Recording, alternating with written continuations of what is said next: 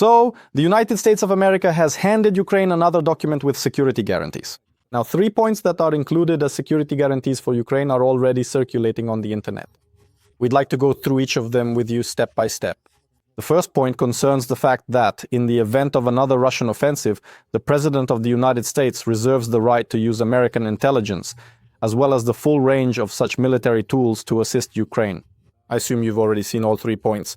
The second point is that NATO, together with France, the UK, Germany, Poland, and Finland, commits to act in sync with the US, and the guarantees themselves will be in effect for 10 years. So how do you assess this document? Well, I assess it quite positively, but we have to understand that overall this is one of our aspirations and, in fact, one of the red lines that we cannot cross. These are security guarantees for us in negotiations. This is sovereignty.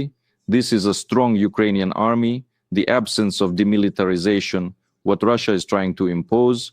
And of course, these are also security guarantees.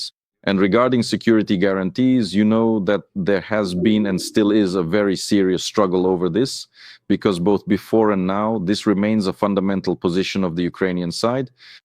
Now, specifically moving on to what is being proposed, or rather, it's actually hard to say anything specific because there aren't that many details. But if we talk about the initial formula in terms of how to provide security guarantees, then of course these points sound promising, because here we're talking about the use of actual military force, not just intelligence, but a military response. In what way can this military response take place? In what form can it happen? This is now a fundamentally important question, because here the details are extremely significant, since a military response could mean anything from providing additional weapon systems, which is what we have now, depending on the wording. But of course, it could also mean launching Tomahawk missiles at Russian territory. So clarification is needed here. But overall, the fact that we are recording and anticipating discussions about such guarantees is a positive development. After that, of course, it becomes a matter of negotiations and not just putting things down on paper, but preferably also through other means, by providing Ukraine with weapons, by deploying appropriate contingents at least on NATO's eastern flank as elements to deter Russia, and then further implementation. But from the perspective of seeing that Ukraine's position is being taken into account, especially regarding security guarantees, this is certainly a positive development. Mr. Oleksandr, what could be, if you'll pardon the tautology, the guarantees of the guarantees? Because Ukrainians have learned from the bitter experience of the Budapest Memorandum, that's one thing.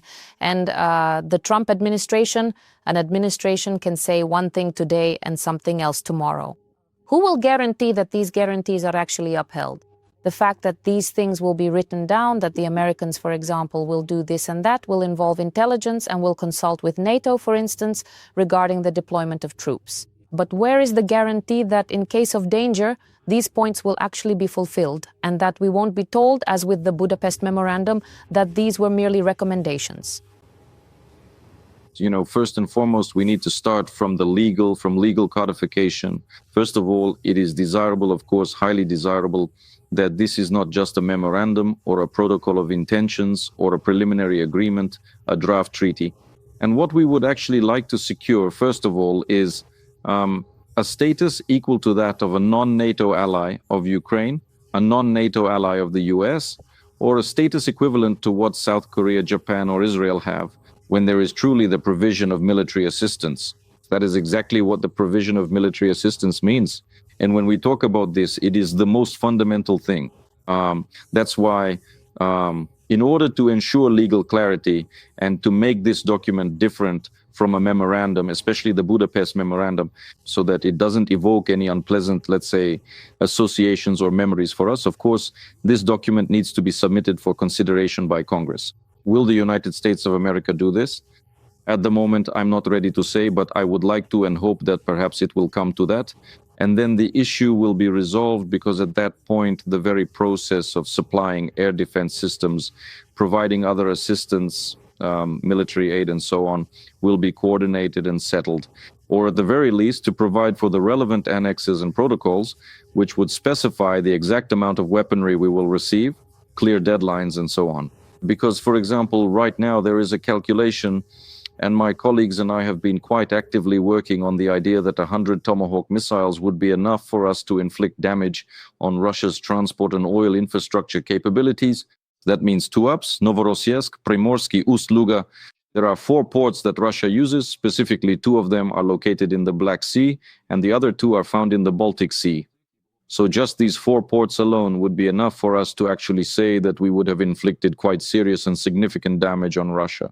And if this is at least recorded in this way, that is, if it is reflected in specific annexes, not just as a vague military response, but with clear criteria, then this is already better than what was in the Budapest Memorandum, that's for sure. Mr. Oleksandr, since you've already started talking about calculations, I'd like to move on to the plans being proposed by the Europeans, peace plans, because there have been publications in the British outlet The Telegraph and then in Reuters listing the points that the Europeans are suggesting for reaching a peace agreement. These points differ between the 2 publications. The latest is what was published by Reuters. There, if we're talking specifically about the military aspect, it says that the number and size of the armed forces of Ukraine should be 800,000 troops. In the plan published by The Telegraph, the European one, there were no restrictions at all. And in your opinion, where did this figure of even 800,000 troops come from? Or how did this number even come about? Where did it come from? And in your opinion, what should it be? Well, that's not a question for me because it's really a matter of the European side's proposal. It's hard for me to say what they were basing it on or what guided them. But from the point of view, if we're talking about demilitarization in general, why is this unacceptable for us? Because we saw clearly that if we hadn't put up military resistance, if in the first days of the full-scale aggression we hadn't counted on or relied on our own resources, then by the time we received help from our partners, well, a significant amount of time had passed, and we needed something to defend ourselves with.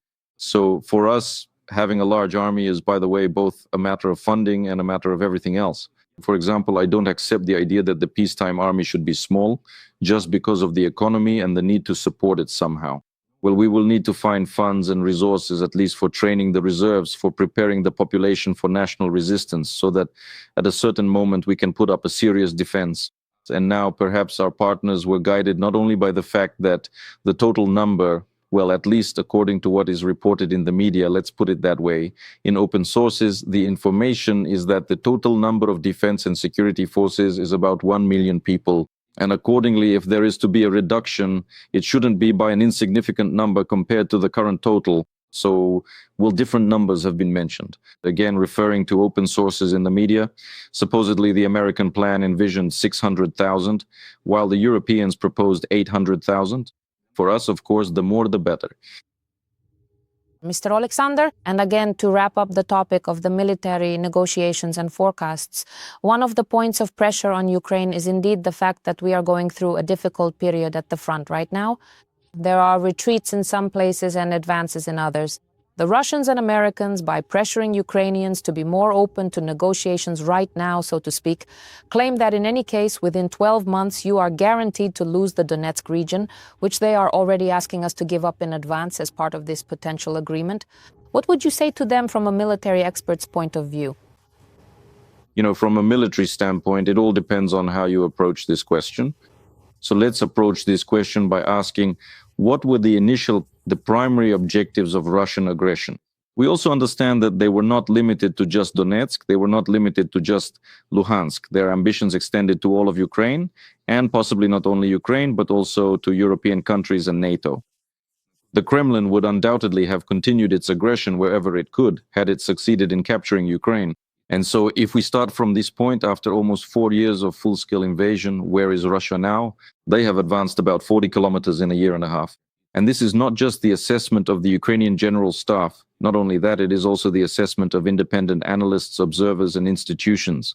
Therefore, from this perspective, we should also approach it and say, yes, Russian forces have achieved certain tactical successes and gains on the front in the east. Yes, unfortunately, we have retreated from certain positions under enemy pressure, but let's look at it from another angle. And can't this be used, including as a tool and an argument in negotiations with Russia, when the United States can set clear demands and say, stop, did you want to capture all of Ukraine? And where are you now? Look, you're losing a huge number of people, equipment, resources, and it's unclear what the situation in the Russian army will be in a year. We should be talking about this as well. So from this point of view, I would say that this can be used, including as a tool to put pressure on the Americans, on the Russians. When representatives of the American delegation, if they also conduct negotiations with the Russians, which they obviously will at some point, then you can tell them, look, you've been conducting an operation around Pokrovsk for a year and a half. Are you seriously saying that Putin's declarations about wanting to conquer all of Ukraine correspond to the realities on the battlefield? Well, absolutely not. But Mr. Oleksandr, whose side is time on right now? You know, that's actually a rather conditional thing, because right now we're in a stage of war of attrition, and time can work. In some ways, time is working in the enemy's favor. But at the same time, time is also working for us, because no matter what, even these negotiations have shown, even these negotiations that took place in Geneva, and overall just recall the connotations and publications in Western media on November 20th, and then remember the 23rd or even the 24th. We can see that the situation is changing. We see that even deadlines are no longer something final, and we see that it is possible to persuade our partners. So in this, even under certain so-called deadlines, time to some extent is also working in our favor. But time also works for the enemy when we talk about some advances on the front, although not very much. By the way, let's move on to the front lines. Russian media have spread information that North Korean military from the Democratic People's Republic of Korea will be fighting near Huliaipol in the Zaporizhzhia direction. What does this message mean? This is just a scare tactic from Russian media, saying that they've supposedly expanded their presence a bit in the Huliaipol direction, and now they're going to bring in Koreans who will, so to speak, develop this bridgehead they've taken over the past couple of weeks. And if that's the case, if it's not just a scare tactic, what kind of number of Korean soldiers are we talking about? Well, you know, for now, these are still just publications in Russian media. It's hard for me to actually confirm this. Let's see how the situation develops, whether they actually come there or not, because right now North Korean troops are mostly being observed on Russian territory. As for those on the occupied territories, those are workers, employees who are being brought in. The actual military personnel are concentrated in the Kursk region, where they are undergoing training and preparing. I can say that in some cases, the level of training of the North Korean units that fought, particularly in the Kursk region, was even higher than that of the Russian units. That's a fact. Whether they will be redeployed to the Huliaipol area is hard to say right now, but I can say the following. In the Huliaipol area, where the enemy did indeed make advances, where the adversary managed, by taking advantage of certain factors, to push forward and break into the Ukrainian defensive line, the enemy is now being blocked and the situation is being stabilized so that the enemy cannot advance toward Huliaipol, create an encirclement, or cut off logistics. Obviously, this will raise the question for Russian headquarters and command about whether to deploy certain reserves there if possible. Where will they get these reserves from? Will these be DPRK troops redeployed from the Kursk region? At this point, I'm not ready to say. And based on what we see and observe from open sources, what is the situation in Kupiansk? Because recently Putin publicly stated for the second time that there are no Ukrainian troops there and that only 1 or 2 positions remain to be cleared up. As for Kupiansk, well, first of all, Russia, as always, is lying because, listen, even their own war correspondents are starting to have certain questions and in some cases irritation about this, since they themselves have already claimed to have surrounded it, then captured it, then supposedly encircled 15 battalions and so on. Well, obviously, this is a fake and a lie being spread by the Russians. The point is, why? The point is that after several weeks of rather serious pressure on Kupiansk, the enemy did have some tactical successes. The enemy was operating directly in Kupiansk. Our forces managed to push the enemy back to the northern part, block them there, and cut off their logistics. But the Russians brought in reinforcements and once again began assault operations. Plus, they tried to flank us. Once again, their attempts have been blocked, and now the enemy is holding positions in the northern part of the city. There are a few dozen infantrymen, special forces, and so on, who are trying to operate, create a certain image, plant flags, and in this way produce video footage and photos as well.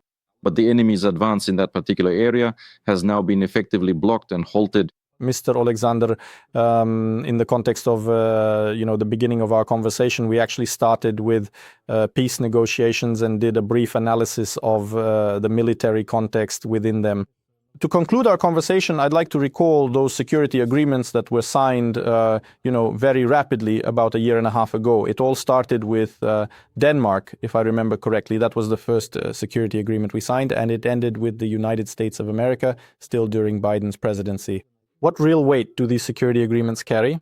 In your opinion, will they be taken into account? And should they even be considered at all when shaping the framework for Ukraine's security guarantees in the event that peace is achieved? Well, I can tell you that to some extent, these agreements that were reached are being implemented right now. First of all, we see this through the funding and assistance provided to Ukraine, which was allocated for 2025 and is being planned for 2026 as well. And some governments are even increasing their aid, like Germany and Norway. Moreover, as part of fulfilling these agreements, memorandums and agreements of intent, protocols, and so on are currently being signed for joint weapons production. And since you mentioned Denmark, weapons are already being produced because Denmark is investing in the production of Ukrainian artillery at the very least. There are also agreements on drones and other types of weaponry, so to some extent this component is already being taken into account. All right, thank you.